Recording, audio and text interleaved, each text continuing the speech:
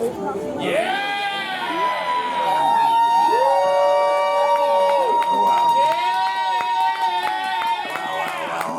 Wow. Let me fix myself before I begin this. All right, I gotta do a spin, and then I'll yell at you, and then we'll chill out. All right?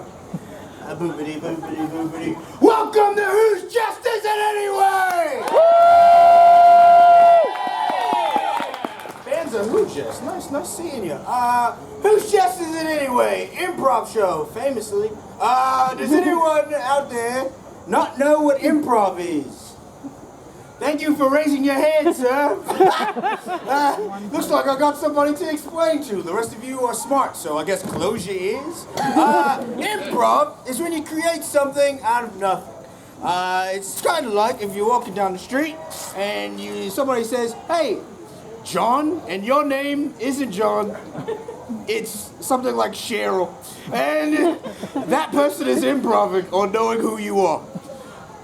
Funny, but things like that happen all the time, and we are going to use that and put that up on the stage using our little brains. But we are not the only part of the show, you see. There's a bigger, better part of the show, and it is you, our audience, for audience participation! Great, and that means that I am going to be asking you all a few questions during this show. So if I ask you a question like, what's your favorite color? Yell it out. Green. Great, all of those colors are good. Yellow is better, but we will use all of those suggestions, or a few of them, and put them on stage in front of you in our improvisational scenes. That means if you think outside of the box, you usually thinking, you can see some pretty crazy things on here. But there are rules to this, and to tell you the rules, I gotta get in the rules spot. Here is the rules spot. Everyone, rule 1. Children, raise your hands. If you're a kid, raise your hand. Child at heart, I understand it. Actual child. Everyone, there are children here. So that means that your suggestions will be heard by children. Woo, if it's like good. Please remember that there are children here. There's a bar, what? And the mother is also here threatening you. There's a bar back there, but there are children up here. Treat it like it is them. Rule 2. Some of you are probably quite funny in real life.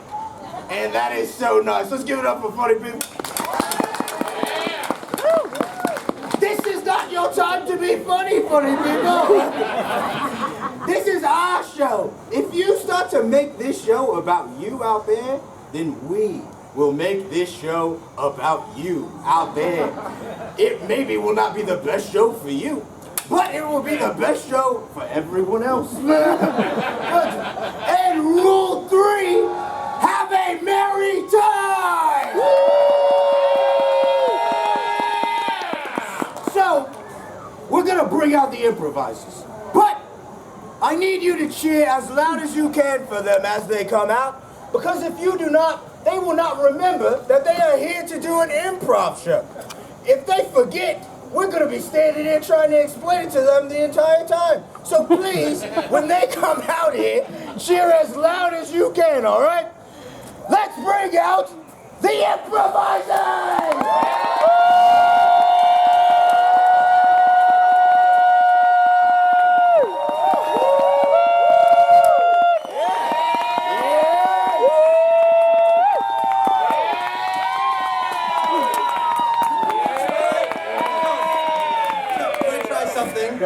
Okay, everyone, you have to follow my lead. I'm trying to start the lawnmower. Are you ready? What?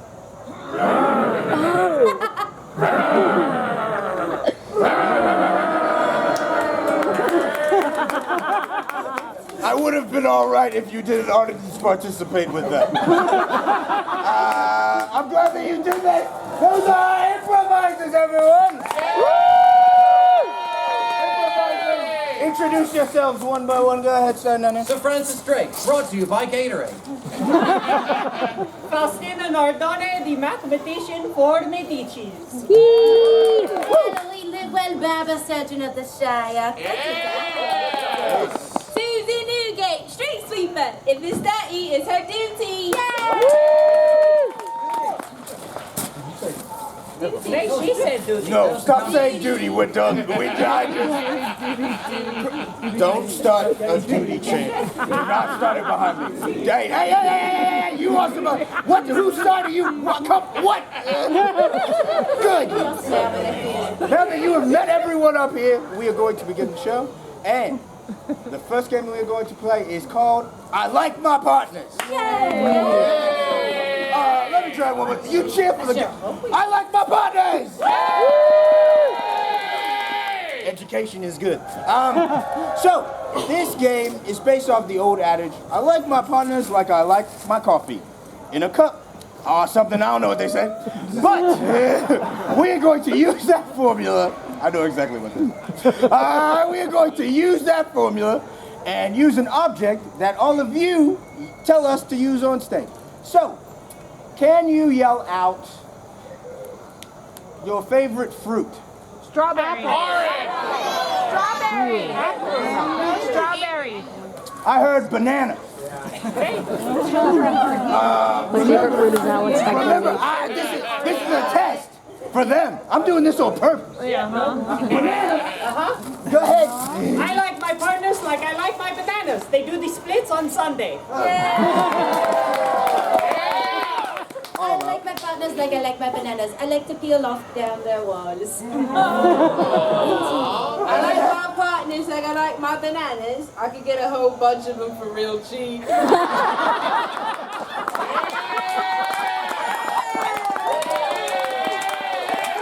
Susan Newgate. Anything else for banana? I like my partners like I like my bananas. They help me poop. A good partner would help you, you know? I like my partners like I like my bananas. They help me when I have cramps. Hell yeah. Hell yeah. I'm trying to think if this is appropriate. I'm gonna say it anyway. Go ahead. I like my partners like I like my bananas. One in the morning right after I wake up, and one in the evening right before I brush my teeth. I don't know if they'll allow it. Bananas, I guess. Cool. Can I have a household appliance? Mixer. Blender. Washer dryer. What? Spatula? Not really enough. You know what? That's funny to me. Spatula. I like my partners like I like my spatula. They know just how to turn me over and turn me back and turn me over. This is so dumb. I like my partners like I like my spatula. My mother would run around with one of her too bad in it. Hey, you know what? There's a lot of people that connect with that, so it's fine.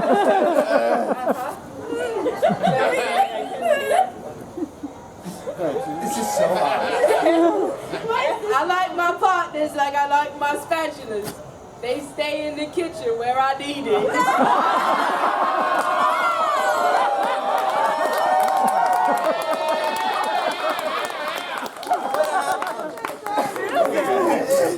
I like my partners like I like my spatulas. I like my partners like I like my rubber spatulas. They get in all the nooks and crannies. I like my partners like I like my spatulas. They are made specifically to touch this hotness. I like my partners like I like my spatulas. When it comes to communal living, you realize you only have one and everybody needs to use it at the same time.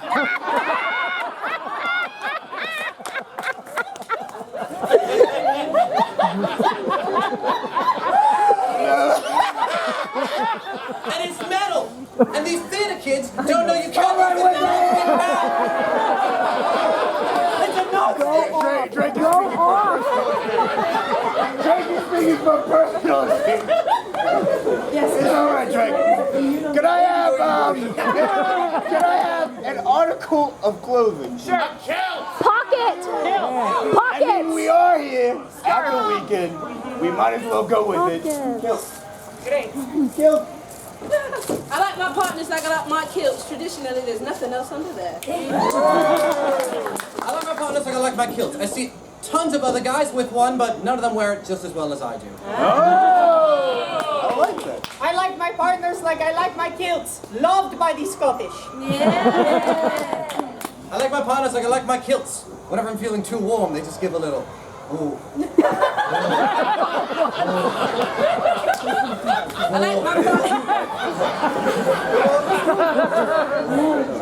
like my partners like I like my kilts. I gotta lay them all out, and then I get to roll around all up in there. I like my partners like I like my kilts. It makes doing the laundry way too hard for no reason. You see, the thing of it is, girls' underwear is really weird. You gotta wash it on cold. Okay, just wash everything.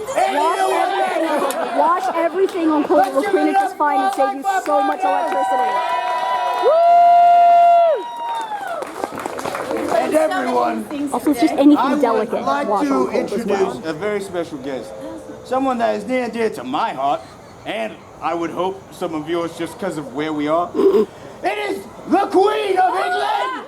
Queen Elizabeth! God save the Queen! God save the Queen! God save you all. Atties, atties. Elizabeth? Yes? Hast thou come to join in some improv fun? If we said no, this would be very awkward. Yeah, you can Say no, but Your Majesty. No, we are. Yes. All right. Okay, so the first game that we are going to play after the first game, which is the second game, is called Everyday Olympics. Ooh, very good. Who's introducing this? Go ahead, Mallory. Me. Get in here. Welcome to Everyday Olympics! So the way that this game goes is that we will have two Olympians fighting out for a mundane activity that we will turn into an Olympic sport. Our other two players upon this stage shall be our announcers. So for this game, who would like to play? I believe Your Majesty. We would love to play. Your Majesty, I think we would love to have you as an Olympian and Great. Right. We're sorry, righty. Susan, you're going down.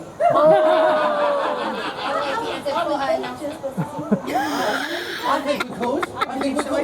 Alright, so for this we do need a mundane activity for Her Majesty and for Susan to be doing our Olympic sport for. So what's a chore that no one likes to do? Wash the window. What did you say? Homework? I like homework. It sounds like we do homework with you. The Homework Olympics. Perfect. Alright, are we all ready to begin? Alright, perfect. Begin when you're ready.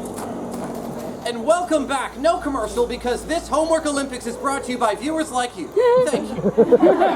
Yes, welcome all to the homework competition. This is our second annual homework competition right here. I'm number 2, Pencil, and this is my co-host. Duh! Yeah. After the canine incident of last year, we have made sure that nobody can eat the homework this season. However, there are 3 different subjects our contestants will have to get through. Language arts, math, and science. And they'll have to do all of it within the span of a nebulous amount of time. We'll find out who does it first. Now let's meet our contestants. Now over here on my left, your right, is our lovely newest contestant. She is up here. This is her first time here doing this. This is Silly McGooty Pants. Now Silly McGooty Pants has been rising up in the ranks, known for the specific up the 2. We don't know what it means, but we're very excited to find this one out. It's very, very good. And on the right over here, we have Gwendolyn Ticonderoga. You heard that correctly. The heir to the fortune, the homework equivalent of a Nepo baby. The benefit is that she has an infinite amount of pencils, and we wonder if that will come up. And I'm hearing right now, yes, we're just about to start. In 3, 2, 1, and they're off. Here they go. Now we have opening the textbook. That is a wonderful first step because these are open book notes.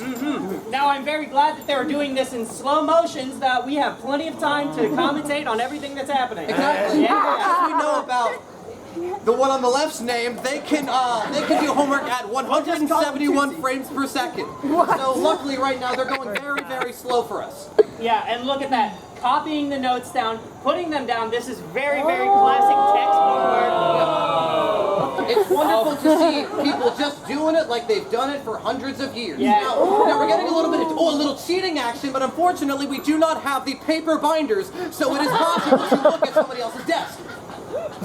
Oh no, and look, they are cheating. We'll see if that actually gets any sort of flags from the judges. Now, unfortunately, the goal is to finish the homework and not get it correct. So,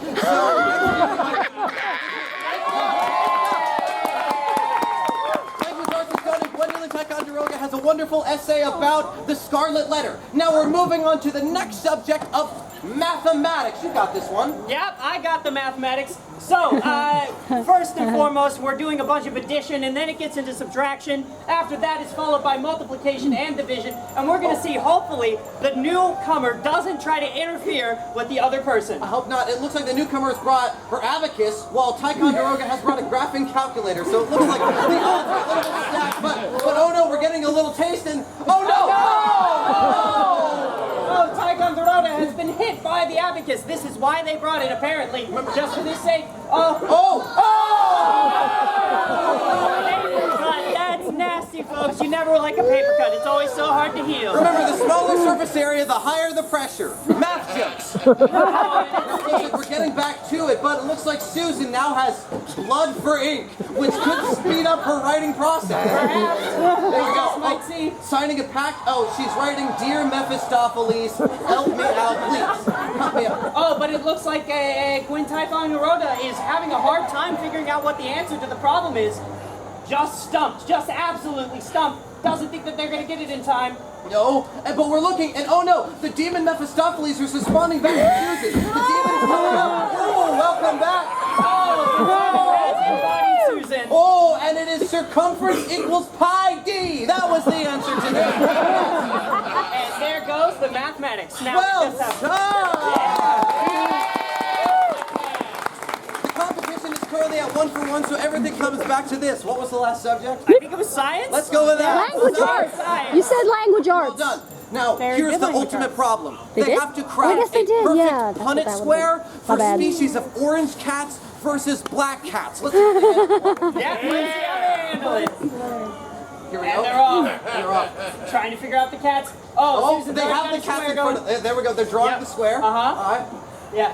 Luckily, Ticonderoga's writing on a clear piece of window in Sharpie, so we know this is movie math. Yeah, and you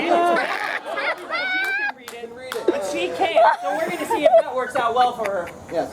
Now, Susan does have a black cat naturally through Mephistopheles, but luckily, Gwendolyn Ticonderoga has the orange cat, so I wonder if they have to... Oh, wait. Oh, she smells something. Oh, she's thinking... she smells something. Stuck her with the pen. Oh, no. Oh, no, that's taking out the writing arm of Susan. She smelled the pen because it smells like sulfur. It's actually poison pen. Oh, no, this is for the demon of Mephistopheles. Oh, no. Oh no, she's got rickets now. She's got rickets? I think, let's see if I can do the Punnett square. And it looks like Ticonderoga's really nailing it. Yeah, cats are on the table. That makes the winner of this homework championship, Ticonderoga. And as Susan dies like Tiny Tim before her, she knows eternally she's going to be with Mephistopheles. Homework is a deadly game, folks. Make sure to take it seriously. Thank you, my friend. Let's give it up for Everyday Olympics! The queen won, so I think it's a little rigged, you know what I mean? Excuse us? I didn't say anything. Hey, let's give it up for Her Majesty! I was just chatting, you know? Sometimes I say things that I don't actually mean. You keep yapping and we'll listen, all right? All right. All right, goodbye. God save the queen! God save the queen! And just like she came in, she blew away with the wind. That's a rhyme. I do that sometimes. Anyway! Anyway, the next game is called 90-Second Detective. That's me. This game is for 4 players. Susan Newgate, Countess Faustina, Mallory Livewell, and Selena Caraway. Now you 3 hit the showers. Now Susan, we're going to be out here. Yeah, no, it's you and me. So how this game is going to work is Susan is going to be told about the events of a crime. Not something that actually happened, we're going to make it up as it goes. Susan is going to learn the occupation of the victim, the location of the crime, and the murder weapon. You will see this sleight of hand used because the next person will come out and Susan can only communicate to them using charades. No words and gibberish is effective. So it will be up to Susan to give it to the next person, and then that next person will kill Susan in the same manner, and Susan will go. The next person will then have to say to the third person all of the events and see how much they pick up. Kill, move, again with the fourth person, and we're going to see how we did. Does that make sense, everyone? Yeah! Fantastic. So, for the occupation, give me a job that you worked at some point and you absolutely hate. Let me hear it. Cashier. Bakery layout. Church service? Customer service is nice. Very vague. But what if it was a priest? Are you comfortable killing a priest on this stage? Let's do it, Sir Frosty. Sounds good. Now, for the location of the murder, let's see. A place you... We are at the tree top. We are outside. No, someplace you loved to visit as a child. Just shout them out and I'll pick one. Nobles Grove. A library. Hell yeah. Priest killed in the library. Sounds like a Tennessee Williams play. Now, finally for the... Thanks. Now, finally, for the murder weapon, name an object that you use every single morning. Keyboard, is that one? A Cybertruck. Get out of here. A coffee pot. It was with a... All I want is a proper cup of coffee. Alright, so, Susan, what was the occupation of the victim? It was a 3. What was the murder weapon? It was a coffee pot. Fantastic. And what was the location of the incident? The library.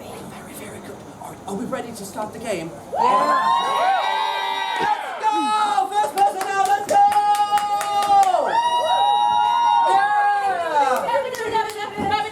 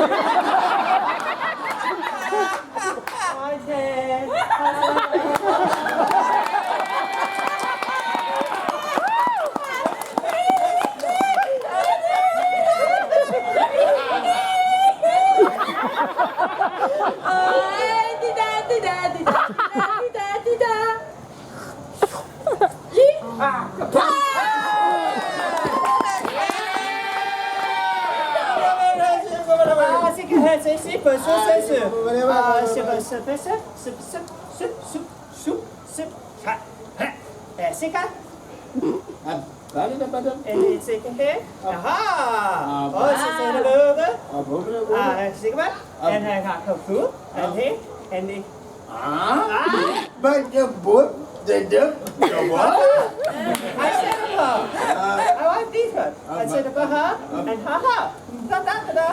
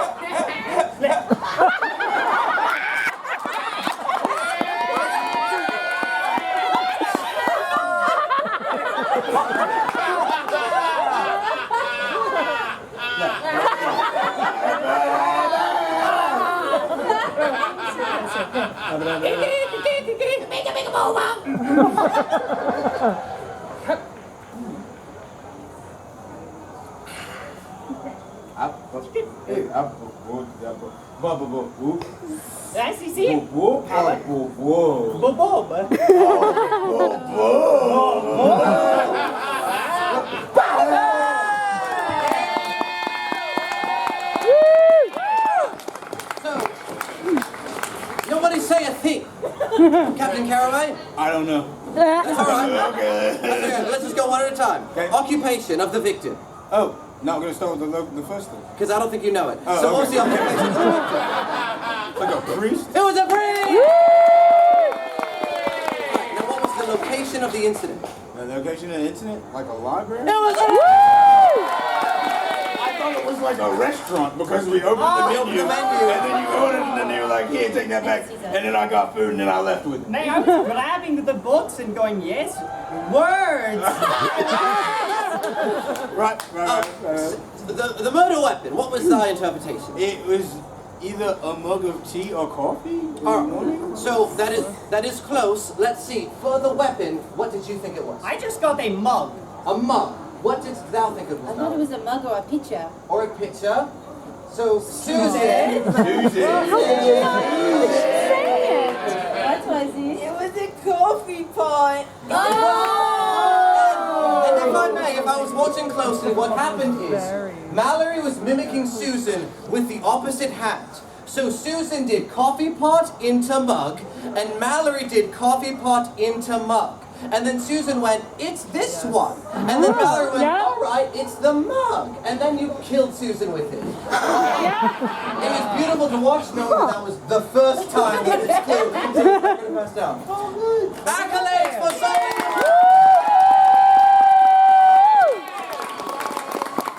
And let's give it up for Sir Francis Drake and Mallory for introducing games today. Someone yell out what time it is right now. 30. We're at 30. We're at 30. So guess what? We can do, let me talk to them. You stay right there. Yeah, boss.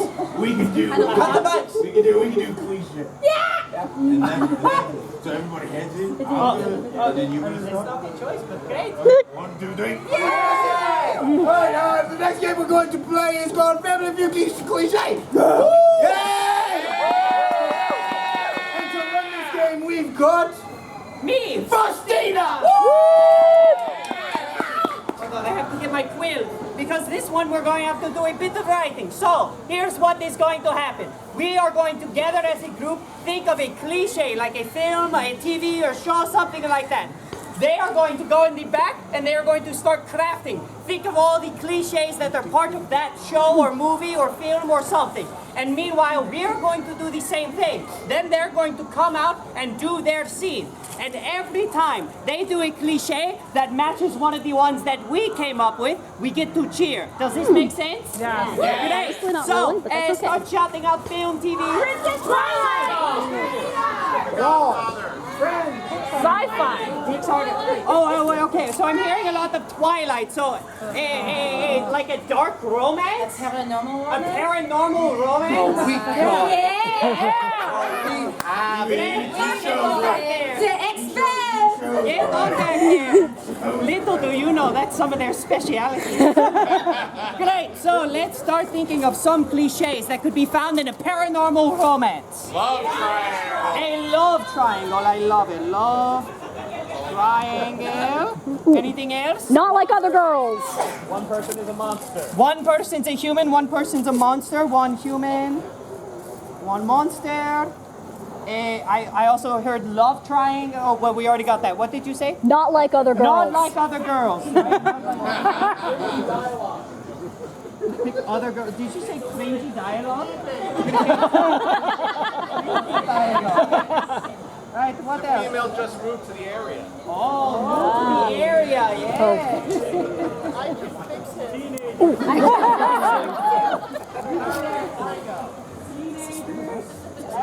I can fix it.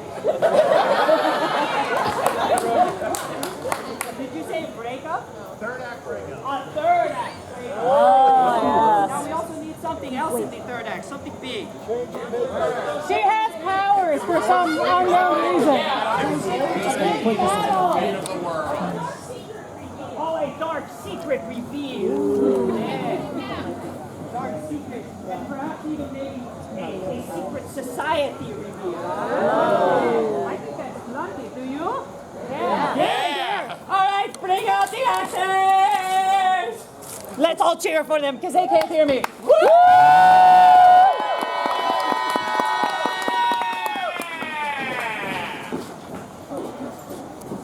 Well, looks like I'm dropping my daughter off at Bellevue, Washington High School.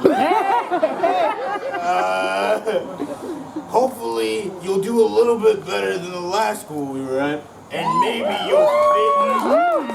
Yeah, we did some. You know, maybe you'll fit in. Get out of the car. Oh my gosh, be my best friend. I'll tell you who to like and who not to like. Especially that one weird guy that always hangs out at the back end of school. He's not even, he doesn't even act like a human. He's so weird. It sounds like we could maybe get along because I'm not like other girls. Say, don't go anywhere near him.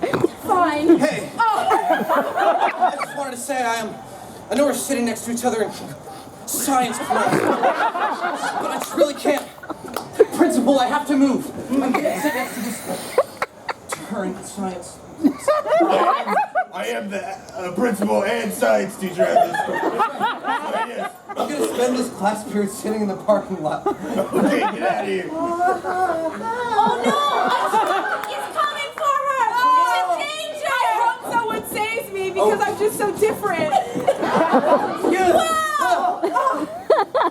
That was so hot and mysterious. I know, but it didn't happen. He's always running away from me. What a crazy science class. Hey there, in this scene I'm Carlisle Cullen. He's really part of it. He's just my favorite Twilight character. So how you doing? You doing okay? Yeah. Alright, yeah, you're gonna be fine. Okay. Why is there so much weird chemistry? That's crazy. Well, I mean, I look like my son. I'm glad you're back at school. We should all play PE sports and do that one weird sports montage. Baseball. Yeah.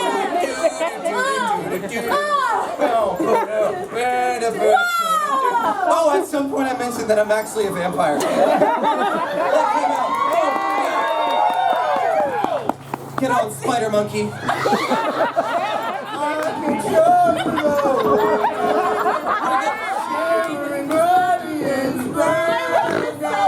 We're gonna go to the mountains in Washington.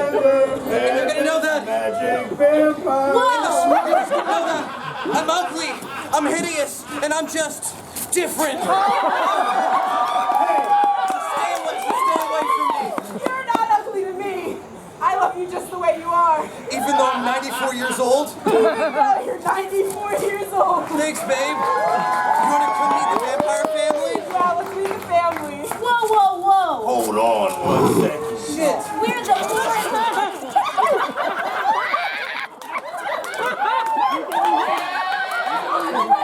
None of the Americans heard that one. We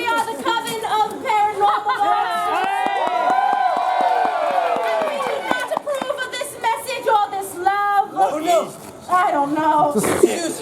Oh, we're gonna attack the main character. No, I have to defend you, but I can't get my shirt back. No. The only way for you to live is if I turn you into a vampire. You have to do it, I guess. But I don't know. I might just end up going crazy on you. Well, good thing we're crazy for each other. Oh, thanks, babe. Now let me see your wrist. Oh my God, I'm a vampire now. That's so hot and mysterious. Back on. And they lived happily ever after.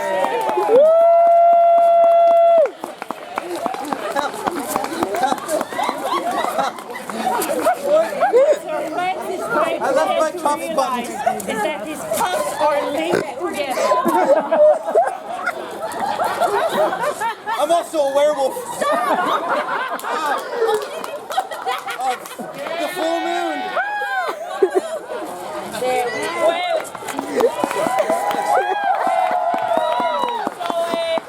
Do you want to start with the bad news first or the good news? Bad news. The bad news first? Great. So there were a couple that you missed. We talked about a third act breakup. And we talked about I Can Fix Him. And the classic love triangle. We even talked about that. But the good news. You got the one human, one monster. You got not like other girls. You got the cringy dialogue. You got new to the area, and with that the teenagers with the high school, the dark secret reveal, and the secret society.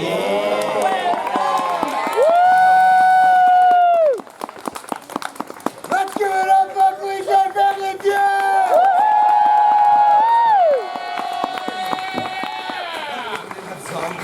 Unfortunately, that's all the time we got for you today. I know you're disappointed. Did you have a merry time? Well, then let's give it up for these improvisers! Improvisers, if you would like, you can say bye one at a time. Go ahead. Goodbye. Great. Sorry, I said a password. Bye one at a time. Yes. Thank you very much. We have been Who's Jest Is It Anyway? We hope you have a great rest of your